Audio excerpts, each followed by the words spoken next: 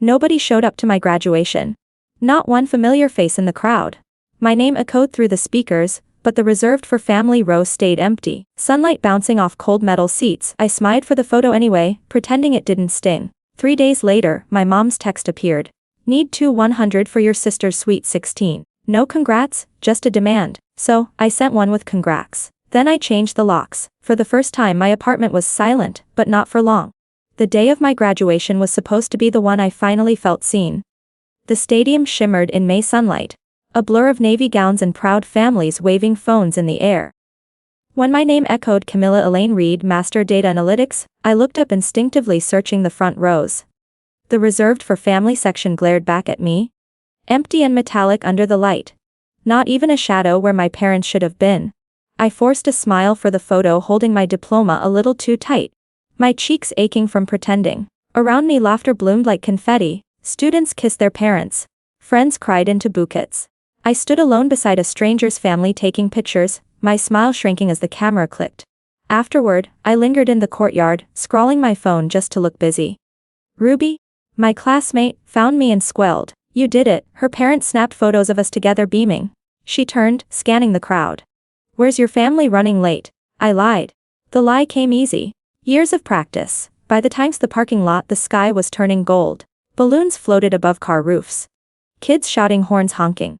I sat in my beat-up Civic and watched it all from behind the wheel. For a second, I imagined them walking toward me. Mom waving Avery in her glitter sneakers, Dad holding a bouquet. Then the vision vanished under the sound of engine starting. The truth is, I shouldn't have been surprised. My parents had skipped my college graduation too. Back then, Mom said Avery had finals. Dad didn't even call. It was always some reason, always a smaller, shinier priority. I'd spent my teenage years trying to earn love like it was a scholarship, working 2 jobs, sending money home, saying yes to every request. When I was 16, I wore a brown Starbucks apron at dawn, serving to lawyers and nurses. Mom needs to text, thanks honey. Avery needs piano lessons. Or, she has a field trip, just a little extra. Okay, the first time she said, you're our pride, I believed her. I thought love sounded like appreciation. Now, I know it sounded like obligation. When I got into grad school, I told myself this degree would change everything. That if I just achieved enough, maybe she'd see me not as the backup plan, not as the steady paycheck disguised as a daughter, but as her equal. I didn't know then that even success could be twisted into another reason to take.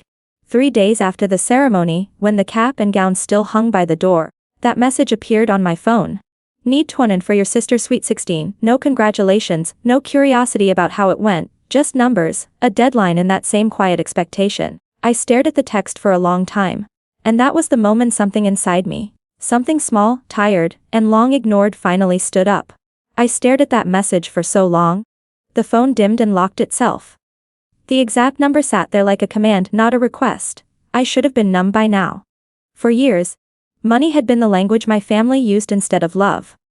But that day it didn't slide off me the way it used to. Maybe it was the quiet after graduation. The echo of all those clapping hands that weren't for me. Maybe it was just the simple fact that I'd finally run out of reasons to keep buying affection that never existed. I opened my banking app, saw my savings barely $3 and in me harden. I typed in 1, added a note, congrats, and hit send. For a long minute I just sat there. The words sent glowing on the screen. Then I opened the drawer by the front door, pulled out the spare key my mother insisted on keeping for emergencies, and dropped it into the trash. That night, I called a locksmith. He arrived an hour later, older man with a soft voice and tools that clinked like wind chimes when he worked. The new lock clicked into place, solid and final. When he left, I stood in the doorway for a moment, breathing in the faint smell of oil and metal. It was the first boundary I'd ever built in my life.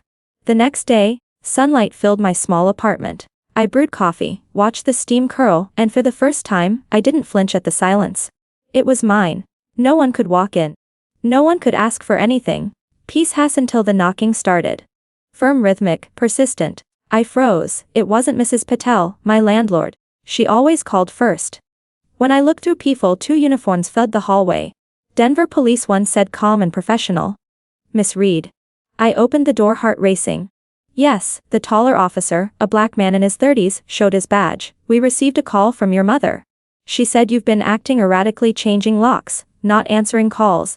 And that she's worried you might harm yourself.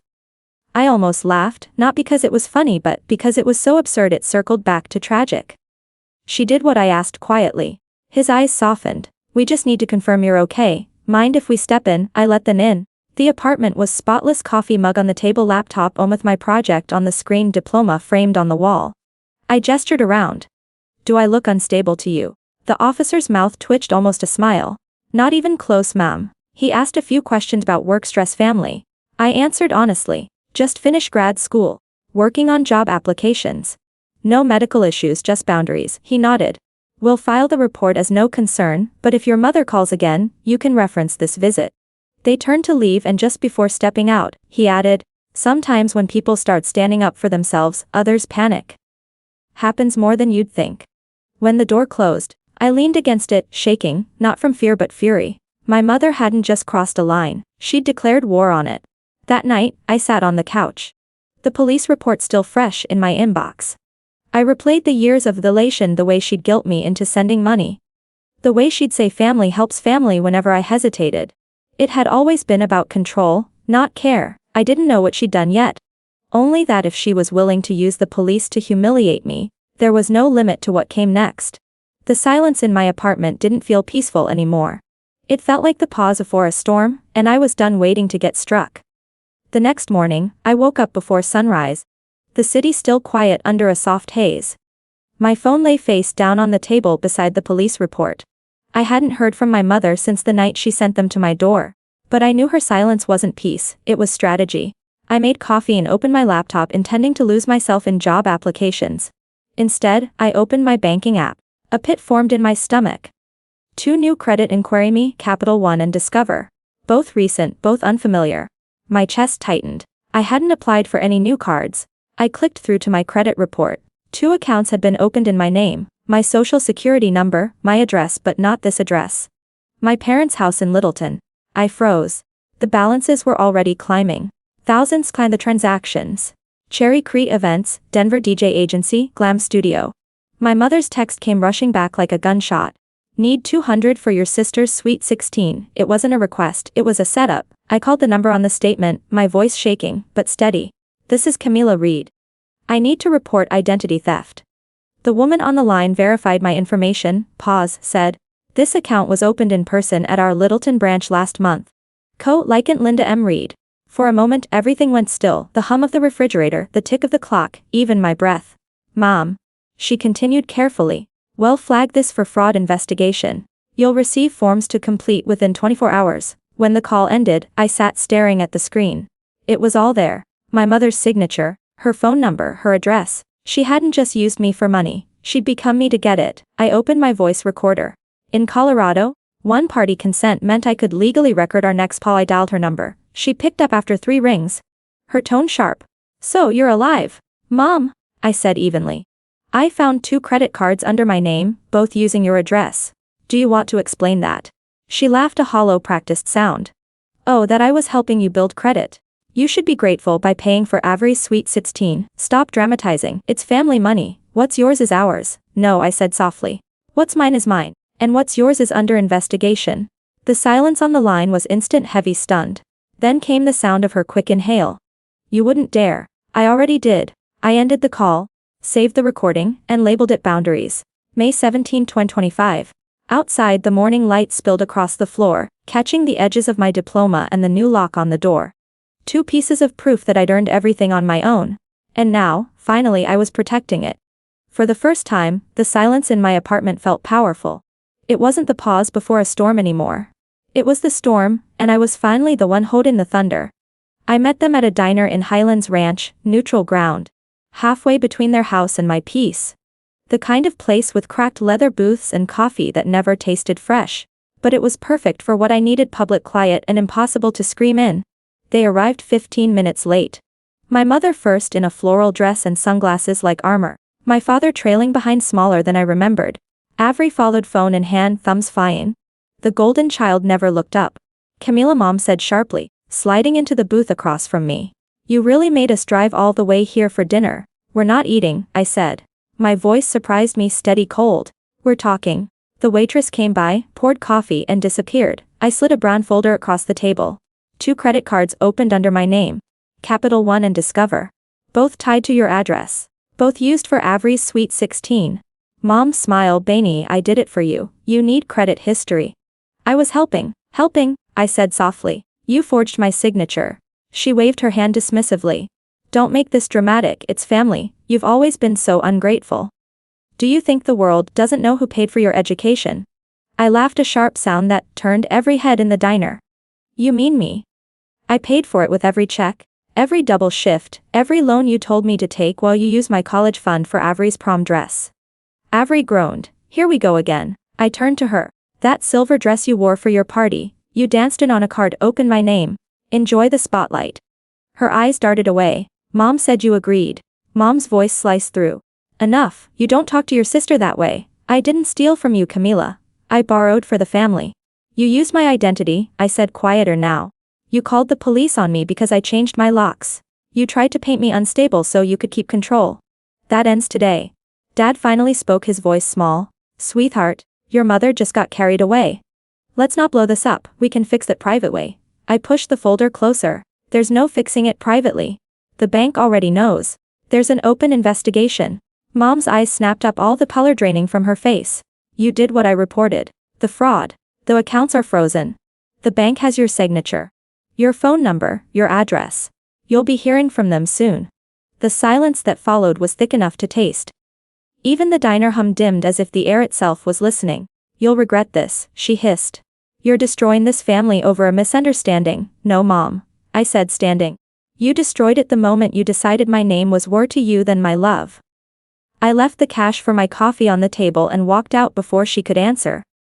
Outside. The air smelled like rain. I sat in my car for a long moment, staring at my reflection in the rearview mirror. My hands were shaking, but my chest felt light, almost hollow. The kind of hollow that could fill with peace. That night, Cherry Creek glittered in purple and silver. The big night for Avery's Sweet 16. I wasn't invited, but I didn't need to be. I already knew how it would end. At 8:45 p.m., unknown number, I answered. Miss Reed, a crisp female voice said. This is Lauren Stein, legal representative for Capital One in Colorado. I'm calling to inform you the bank has escalated your fraud report. Our internal team has coordinated with local law enforcement to verify transactions tonight at Cherry Creek events. You're not required to attend, but we wanted you notified. My thirding police to the venue. Yes, ma'am, standard procedure. We'll document and confirm the charges. I thanked her, hung up, and sat back. Through my open window I could hear faint music drifting from downtown. A celebration about to unravel. 40 minutes later, my phone buzzed again. A text from Avery. The police just showed up. The DJ stopped, everyone staring. Mom's freaking out. Then another, they're saying her name. The bank guy said your name. What did you do? I didn't reply. I didn't have to. Meanwhile, across town 2 officers entered the glowing banquet hall. No sirens, just calm authority cutting through the neon haze. A banker followed, holding a folder thick with receipts and contracts. Good evening, one officer said, voice even. We're here to verify a report of credit card fraud associated with this event. The charges were made using an account under the name Camila Reed. Murmurs ripple through the crowd. Cameras lifted. My mother froze near the cake table, color draining from her face. There must be a mistake, she said, voice trembling. The banker opened the folder, reading aloud. Primary applicant, Linda M. Reed. Co-signer unauthorized. The transaction records indicate misuse of another person's identity. Gas. Someone whispered. Isn't that her daughter's name? Mom's lips parted but no sound came. Avery stood in the center of the floor, eyes wet, whispering, what did you do? The officer's tone remained neutral. We're not arresting anyone tonight. This is just documentation for the bank's case, but we'll need to take copies of the receipts and ID verification. In the silence that followed, the only sound was the flicker of camera flashes. Half the guests capturing it, half pretending not to. Within minutes, the DJ unplugged his equipment. The banner that read Avery's Sweet 16, Born to Shine, drooped under the weight of the humid air. The room emptied in slow waves of whispers and pity. By the time my mother stepped outside, rain had begun to fall, soft and relentless. Back in my apartment, I stood by the window and watched lightning pulse above the city. I didn't cheer. I just let the quiet wrap around me. The sound of justice, subtle and absolute. For years I thought silence was what weakness sounded like. That night, I realized it was victory. 3 days later had passed, but the wreckage stayed. An email arrived from Capital One: fraud investigation resolved. Primary applicant Linda M. Reed has acknowledged unauthorized use and agreed to repay for 12 in full. One sentence, no apology, no drama, just the truth finally on paper. Word spread fast. In a suburb like Littleton, gossip moves faster than justice. People whispered in grocery aisles and at church. Did you hear about the Reeds? Something with a bank in the Sweet 16. Avery's party video: 30 seconds of chaos. Police and disbelief hit 500,000 views before she locked her accounts. My father was quietly reprimanded at work for letting their mail and financial statements go to his company address. For once, I didn't feel guilty. I didn't reply to any of their messages. Not out of anger, out of exhaustion. I was done explaining what should have been obvious. I filled out the FTC forms, froze my credit, and closed every account my mother ever touched. Then I printed the final confirmation letter and pinned it on my wall, right beside my framed diploma and the locksmith's receipt. 3 documents side by side. Proof of effort, proof of protection, proof of freedom.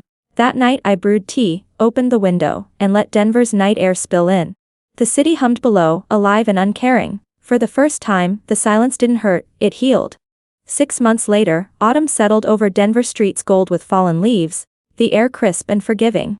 I'd started a new job at Nova Data Labs, surrounded by people who saw me for what I built, not what I could give. On my wall hung 3 things: my diploma, my new employee badge, and the old lock I once replaced. Together they told one story: how I finally chose myself. If you've ever had to set a boundary just to breathe again, you're not alone. Tell me where you're watching from so I know how many of us finally changed the locks.